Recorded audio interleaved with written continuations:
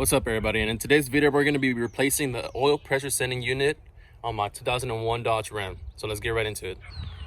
Okay, so this is going to be a fairly simple job. The sensor is going to be located on the left side of the distributor behind the intake manifold. I don't know if you guys can see that, but it's going to be right there. That right there.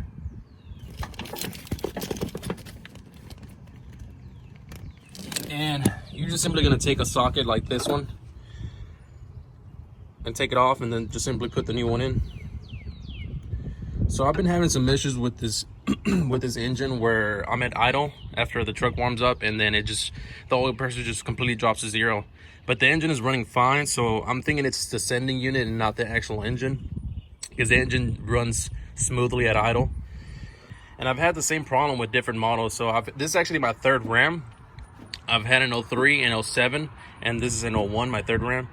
And I've had the same issue with all three of them, where they lose pressure at idle after warming up. And everybody has a different reason as to why that happens. Some people say it's the pickup tube, the screen on the pickup tube, it gets clogged over time, which causes to lose pressure. It could also be low oil in the engine. It could be all sorts of reasons, worn out piston rings. But this is a simple solution you can try, see if it solves a problem. It's fairly inexpensive. And like I said, I don't really have a bad idle whenever it warms up, so I think it's a sending unit.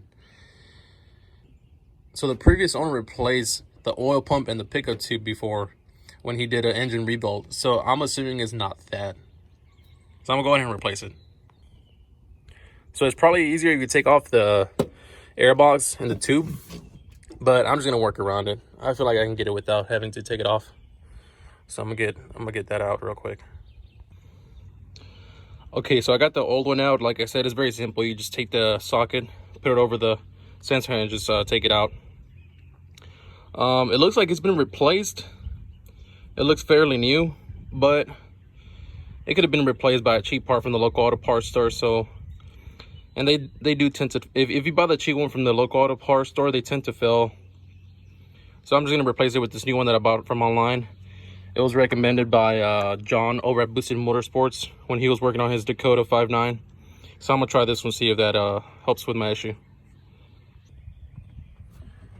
Okay, so I got the new one in place. You can see the sensor sticking out right there. And you don't have to tighten these down to any specific torque spec. Just as long as they're snug, it should be good to go. So all I'm going to do is just connect the connector back onto the sensor, and I should be good to go. All right, guys, that's it. Simple as that.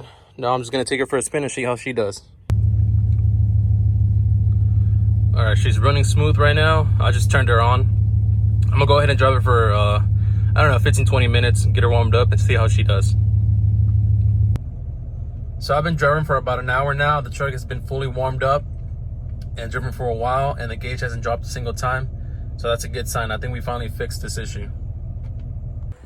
All right, guys, that's it for today's video. Thank you for watching. And if you like this type of video, give it a thumbs up. And if you'd like to see more content, leave a comment down below.